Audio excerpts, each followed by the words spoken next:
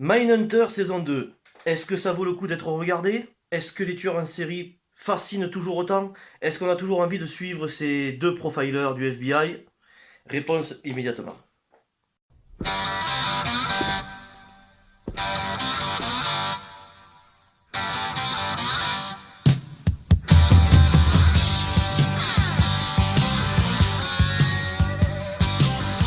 Bonjour tout le monde, bienvenue sur Juge Même Film. Donc voilà, le 16 août est sortie la saison 2 de Mindhunter.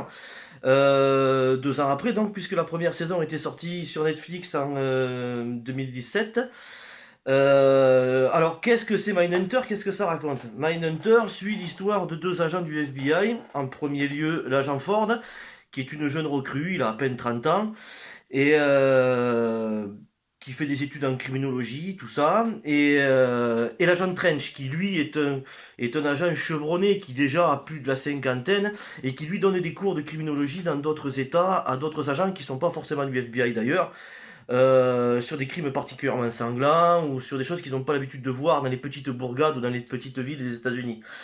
Donc le rapprochement de tous les deux, qu'est-ce qui va se passer? Il va se passer que l'agent Ford, lui, va très vite se rendre compte que, parce qu'on est dans les années 70, il faut le dire, le terme de tueur en série et de serial killer n'existe pas encore. On dit tueur récidiviste ou tueur de masse. Mais bon, les tueurs de masse, vous comprendrez bien que ça n'a rien à voir. Ça n'a rien à voir. Un Andrés Breivik qui tire dans la foule n'a rien à voir avec un Michel Fourniret ou quoi que ce soit d'autre. Lui, il va vite comprendre que si on veut arriver à, à pouvoir prévenir les tueurs en série et se rendre compte qu'un crime n'est pas un crime gratuit, mais est un crime dû à un prédateur comme ça, il va falloir aller discuter avec eux en prison. Sauf qu'à cette époque-là, il n'y a pas d'études sur ça, on ne veut pas financer ça, donc du coup ils vont faire ça un petit peu contre vents et marées vis-à-vis du FBI. Ils ont intérêt à mener des réponses coûte que coûte, parce que sinon ils sont à deux doigts de se faire virer. Et bien entendu, ça va amener des réponses, parce qu'ils vont aller... donc là, le tueur qui a réellement existé, qu'ils vont interviewer, est Ed Kemper. Voilà, je vous en parlerai un peu après, parce qu'il faut que je vous parle d'un homme qui s'appelle Stéphane Bourgoin. Je vous en parlerai après de Ed Kemper. Et dans la saison 2, d'ailleurs, c'est Charles Manson, qu'on voit beaucoup même, et c'est Charles Manson. Donc pourquoi est-ce qu'il faut regarder cette série? Parce que pour une fois, c'est pas romancé, et c'est pas... euh, le Silence des Agneaux était très bien, Seven était très bien, mais les tueurs étaient beaucoup trop intelligents, jouaient beaucoup trop avec les agents, ce qui ne reflète pas vraiment la véritable psychologie des tueurs en série, même si Le Silence des Agneaux est un très très très bon film. Là, l'équipe de Quantico, d'ailleurs on voit bien Quantico, on voit bien le développement du FBI, on voit bien se mettre en place cette équipe de profilers. D'ailleurs, dans la saison 2, ils sont financés maintenant, donc ils deviennent vraiment, on voit vraiment le début de la création du profilage au sein du FBI. Et ça, c'est très bien en ce sens-là. On ne voit aucune scène dégueulasse, on ne voit pas de meurtre vraiment, à part sur des photos, sur des archives. Ce qui est fascinant, c'est justement de comprendre les meurtres, de comprendre ces personnes-là. euh, Quand il les interviewe, justement, voir à quel point le tueur en série n'a aucun remords, n'a aucune empathie pour ses victimes. Les victimes des tueurs en série sont des proies qui sont chosifiées par le tueur, et à aucun moment ils ont de remords, à aucun moment ils ont d'empathie. Voilà, c'est en ça que la série est formidable, et qu'on se dit que c'est chaud et que c'est pas donné à tout le monde de pouvoir faire ce métier-là. Mais je voulais vous parler de Stéphane Bourgoin. Pourquoi Stéphane Bourgoin? Alors, Stéphane Bourgoin, parce que si vous allez sur YouTube et que vous cherchez, après avoir vu Mindhunter, des vidéos sur Ed Kemper, sur des véritables interviews, ce sera forcément les vidéos de Stéphane Bourgoin que vous verrez. Stéphane Bourgoin tenait à Paris une librairie, et il était passionné de cinéma, donc il a voulu aller aux États-Unis. On est en 60, dans les années 70, 72, 74, un truc comme ça. Il s'en va aux États-Unis avec sa femme, et un jour qu'il était en déplacement, seul, quand il est rentré chez lui, il a trouvé sa femme démembrée, violée et assassinée. Donc, la police l'a tenu au courant pendant 2 ans des non-résultats, jusqu'au jour où, au bout de 2 ans, ils l'ont appelé en lui disant qu'ils avaient retrouvé l'assassin de sa femme. et qu'il venait d'avouer une douzaine de meurtres semblables. Donc lui, comme une forme de catharsis, il a voulu s'intéresser à ça, il a voulu comprendre comment ça se fait qu'il n'y a pas de terme, comment ça se fait qu'ils ne sont pas étudiés ces gens-là. Donc lui, il a voulu se renseigner, il est allé dans toutes les plus grandes bibliothèques, toutes les archives de police, tous ces trucs-là. Il n'est tombé sur aucun rapport, sur rien qui étudie vraiment ce genre de personnes. Donc il avait noué contact avec le traducteur d'Alfred Hitchcock. Et il avait noué contact, bien entendu, avec la police, qui lui ont donné accès aux prisons. Ils lui ont dit, si tu veux, on peut te permettre de rentrer dans les pénitenciers et tu peux enregistrer et filmer ces gens-là. Donc à l'heure actuelle, je crois qu'il a discuté avec 77 des plus grands tueurs en série du monde, parce que maintenant il donne des rapports de police partout, mais bon, voilà, il fait ça. Et quelques années après, bien entendu, il rentre en France et puis il entend que deux agents du FBI, dont le directeur du FBI, de Quantico, justement, disent qu'ils ont des enregistrements, mais qu'ils n'ont rien de filmé sur les tueurs en série. Et d'ailleurs, ça c'est très bien dans le film, dans les deux saisons, parce que on voit les vieux enregistrements qu'ils avaient, on voit qu'ils ne filment jamais. Hein. Ils ont que des enregistrements audio. Et lui, il a téléphoné à l'ambassade, Stéphane Bourgoin, en disant, mais si vous voulez, moi j'ai des milliers d'heures filmées et enregistrées sur les tueurs en série. Dont Ed Kemper, Gerard Schaeffer, le vampire de Sacramento, Donna Harvey, Jeffrey Dahmer, enfin voilà. Donc John Wayne Gacy, puis bien d'autres et bien d'autres. Et du coup, le mec de l'ambassade lui dit oui, oui, oui, ça les intéresse.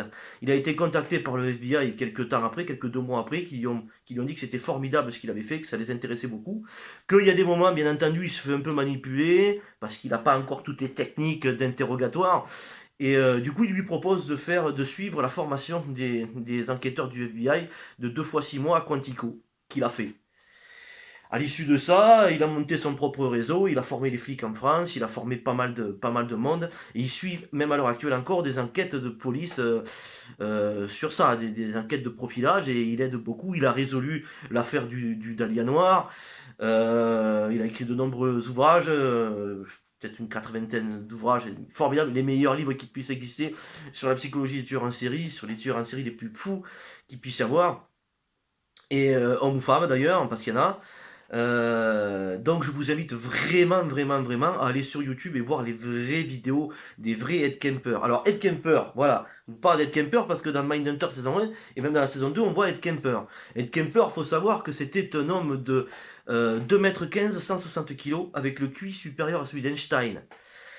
Donc voilà un peu l'animal. On l'appelait l'ogre de Santa Cruz. Il a tué, je sais, quelques douzaines d'adolescentes qu'il violait, qu'il tuait, qu'il démembrait, qu'il leur coupait la tête et il violait post-mortem, il violait la tête après. Voilà. Et cet homme-là était d'une intelligence exceptionnelle et d'ailleurs c'est lui qui s'est rendu à la police après avoir tué sa mère. Qu'il a assassiné une nuit de plusieurs coups de marteau. Il lui a coupé la tête, il a posé la tête sur un pieu, où il a joué aux fléchettes sur la tête de sa mère toute la nuit, et le lendemain il a violé la tête. Voilà l'animal. Aucun remords, aucune empathie de ces meurtres. Les proies sont toutes chosifiées. Ce qui est intéressant dans la série Mindhunter, justement, c'est de voir comment est-ce qu'ils arrivent à rentrer dans une communication avec ce genre de... Parce qu'il ne faut pas les braquer dès le départ, ces personnes-là. Sinon, elles se ferment. Parce que c'est des personnes qui sont tout le temps menteuses et manipulatrices, qui ne voudront pas reconnaître les crimes, alors qu'elles sont passées aux aveux et qu'elles sont en prison parce qu'elles ont fait aveu. Donc il faut jamais rentrer en matière en parlant de leur meurtre. Des fois le mot meurtre leur plaît pas, donc il faut parler de passage à l'acte. C'est exceptionnel la façon dont la série retranscrit vraiment cette façon de discuter avec eux, d'entrer en matière avec eux en fait. Et ça, Stéphane Bourguin est un champion et il n'y est pas pour rien sûrement sur la série parce que la vidéo qu'on voit d'Ed Kemper au début est tirée des siennes. Seule chose qui est différente, c'est que lui il n'a pas mangé de pizza avec eux, avec lui, et qu'il lui faisait enlever les menottes. Et il voulait, dans la mesure du possible, il ne voulait pas que l'individu soit menotté. Déjà, ça acclimate un peu l'entrée en matière. C'est pour ça qu'il faut aller, si vous aimez cette série, il faut absolument aller voir, lire ses livres, mais surtout déjà aller sur YouTube voir toutes les vidéos que vous pourrez trouver sur Stéphane Bourgoin, qui vous expliquera bien mieux que moi sur ce que je viens de vous dire là. Cette série est exceptionnelle. On voit pour une fois, les agents du FBI ne sont pas les proies du tueur. C'est pas des agents. Dans la plupart des séries qu'on voit maintenant, le flic est un salaud. Là, on est vraiment dans la réalité des choses en fait, quoi. Ça envoie sur Mars tout ce qui a pu être fait sur le FBI. C'est pas la gloire des tueurs du tout. C'est pas. On n'est pas du tout dans ça. On n'est pas du tout dans ça. On n'est pas dans l'horreur pure. On n'est pas du tout dans le voyeurisme des scènes de meurtre. Même si on nous les raconte et si. J'ai toujours dit de toute façon moi que les meilleurs films d'horreur sont pas ceux où on nous montre le plus de sang et le plus. Voilà. Mais nous faire réfléchir et bien plus. On se fait bien plus souvent plus peur. C'est pour ça que les livres sont mieux souvent. On se fait bien plus peur nous en s'imaginant ce qu'il racontait qu'en nous montrant à la Hostel ou à l'assaut des scènes ultra gore, ultra dégueulasses en fait. Là, ils ont l'intelligence justement qu'on ne rentre pas dans un voyeurisme malsain et du tout, du tout. Et on n'est pas du tout en empathie avec les tueurs, même si on nous explique leur enfance, parce que bien souvent c'est des gens qui ont vécu l'enfer dans la cellule familiale, absence de présence paternelle, abus sexuels, torture, enfin tout ce qui peut déstabiliser un enfant. Ça n'explique en aucun cas pourquoi est-ce que la personne, en aucun cas pourquoi est-ce que la personne a choisi de devenir tueur en série. Il y a bien d'autres personnes qui subissent des cas comme ça, qui ne choisissent pas de devenir des tueurs en série. J'insiste bien sur le fait de choisir de devenir un tueur en série parce que Stéphane Bourgoin insiste toujours sur ça, donc je fais pareil parce qu'il a ses raisons de dire ça. Voilà, on choisit de le devenir. Voilà, on ne naît pas tueur en série. Voilà. Donc formidable cette série pour ça, pour arriver à comprendre ça. Bien mieux que tous les films qui sont sortis, même s'il y a des films très bien comme Copycat avec Sigourney Weaver, comme avec comment il s'appelle Morgan Freeman, il y a eu deux trois films qui ont été bien, Crime et Pouvoir, Le Collectionneur, Le Masque de l'araignée. Mais si c'était excellent, si on suivait les profilers du FBI, ce n'est pas. C'est trop fictif et ça s'écarte un peu trop du réel, de ce que je peux lire, entendre par Stéphane Bourgoin, et dans cette série qui relate vraiment cette histoire. La saison 2, alors elle est très très bien aussi. Moi j'ai beaucoup aimé la saison 1. La saison 2 est excellente aussi, c'est la continuité pure. Sauf que là on leur a donné plus de moyens, on a reconnu leur travail enfin, donc du coup ils peuvent plus facilement travailler, si ce n'est qu'ils sont sur des crimes d'enfants noirs à Atlanta. Et faut pas oublier que 10 ans plus tôt, il y avait eu les Black Panthers, il y a eu Martin Luther King, Malcolm X, et que je pense que ça doit être encore un peu comme ça dans certains états, mais beaucoup moins. À cette époque-là, les Noirs qui se font tuer, la police en a clairement rien à foutre, quoi. Donc, est-ce qu'on va chercher à transposer les dossiers pour savoir s'il y a un lien entre les meurtres et tous ces trucs-là? Surtout qu'en plus, ils vivent dans la misère la plus totale. Donc, ces enfants-là essayent de se faire du fric en faisant. Voilà, tu leur files du blé, tu peux faire une photo avec, ou tout comme ça. Donc, très facilement, ils peuvent se faire embobiner. En plus, il y a les ségrégationnistes et le Ku Klux Klan, en principe, la plupart des meurtres et des violences qui est attribuées aux Noirs étaient dus au Ku Klux Klan. Donc la communauté noire, on pense que déjà que la police en a rien à foutre, ce qui était vrai, et que c'était dû au Ku Klux Klan. Ce que très vite, eux vont se rendre compte par leur technique de profilage qui n'existe nulle part, que pour accéder à ces jeunes-là, ça ne peut être qu'un noir. Donc déjà, ils vont se mettre en porte-à-faux un peu, tout. Donc là, ça va être intéressant aussi. Voilà, tout ça, ça va être intéressant. Voilà. Et puis il y a deux, trois histoires. L'histoire personnelle de Trench avec son fils qui a participé il a 7 ou 8 ans avec une bande de copains. Ils ont laissé mourir un bébé et depuis il veut plus parler.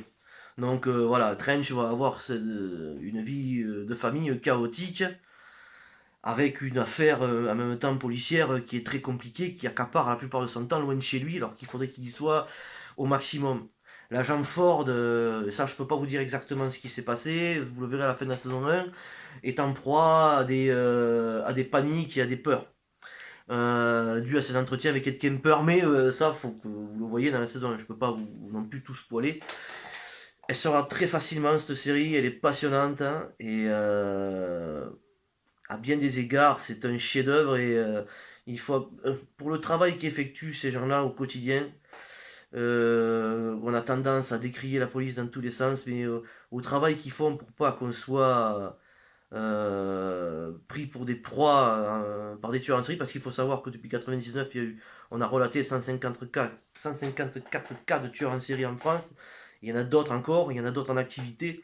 Les États-Unis sont pas du tout le pays numéro un en termes de tueurs en série comme on pourrait le croire, mais vu qu'ils en parlent beaucoup, on pense toujours que. Mais nous, la France, par rapport au nombre d'habitants qu'on a, on est pas mal lotis. L'Afrique du Sud, énormément. Le Brésil, beaucoup. L'Ukraine, la Russie. Voilà, c'est pas des pays qui sont plus très loin, ça.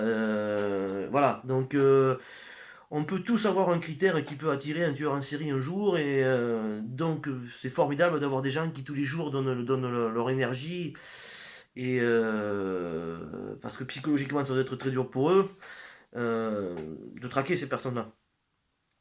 Voilà, et il y en a beaucoup. Il y en a beaucoup, beaucoup, beaucoup. Et c'est des études de gens comme ça qui ont fait que ça a avancé. Parce que nous, en France, le terme de serial killer n'existe toujours pas. On dit tueur, on disait tueur de masse, on le dit plus. Tueur de masse, maintenant, c'est quelqu'un qui tire dans la foule, ce qui est normal. On dit tueur récidiviste ou multirécidiviste. Mais on a tendance à dire que c'est des fous ou ils sont pas forts. Justement, l'explication de Stéphane Bourgoin est excellente parce que justement, ils ne le sont pas. Il y en a certains, comme le vampire de Sacramento, par exemple, je crois qu'il s'appelait Donald Harvey, voilà, qui entendait des voix qui eux disaient que c'était Dieu qui les guidait, ou le diable, ou. Voilà. Ça, oui, ils sont fous. Ils sont pas. Ils sont, voilà. Eux, ils sont pas responsables, ils se sentent pas responsables de leurs actes. Mais la plupart des tueurs en série, comme Ed Kemper, comme John Wayne Gacy ou tous ces gens-là, savent parfaitement que c'est mal ce qu'ils font, et ils savent très bien ce qu'ils font. Donc eux, on peut pas dire qu'ils sont fous, qu'ils sont guidés par quelque chose ou quoi que ce soit. Voilà. Donc ça c'est encore plus terrible justement parce que justement on peut pas, ça les prive de les mettre dans un hôpital psychiatrique. On ne peut pas les mettre dans un hôpital psychiatrique. Et tant mieux parce que Ed Kemper avait tué ses grands-parents, avait été enfermé dans un hôpital psychiatrique dans son enfance au début de l'adolescence. Et il est arrivé à être bras droit du géant de l'hôpital psychiatrique de par son intelligence et de sa manipulation permanente. Il a été relaxé et du coup on lui a attribué 12 ou 14 meurtres. Il en a peut-être commis beaucoup plus. Donc voilà, par sa manipulation, il était bien. Faut surtout pas les. Voilà, quelqu'un qui est fou, qu'on le soigne d'accord, mais la plupart ne le sont pas et il faut les enfermer à vie en tôle. C'est pour ça que Fourniret et sa femme ne sortiront jamais de prison, qui ont la peine capitale. Alors en France, on ne donne jamais de. Ça n'existe pas, la perpétuité, mais pour certains tueurs, si. Et lui, grand Dieu, ne sortira jamais, ne pourra jamais faire appel pour sortir de tôle. Tant mieux. Tant mieux. Voilà, donc j'espère que ça vous a intéressé. Je vous invite vivement, vivement à regarder ces deux saisons qui sont formidables. Et surtout, je vais vous mettre sa photo, bien entendu, et tout. Il faut absolument que vous lisiez, pour ceux qui sont les plus motivés. Et sinon, allez sur YouTube voir ces vidéos de Stéphane Bourgoin. Parce que c'est vraiment. Grâce à lui, on a évolué sur ces dossiers-là de façon considérable. Considérable. Voilà. Et bien, à bientôt pour une prochaine vidéo. Je pense très bientôt pour une rétrospective avec mon cousin Anthony sur X-Men. Voilà. Où il y a beaucoup de choses à dire. Voilà. Donc, bye bye les gens. Ciao, ciao. Hasta la vista, baby.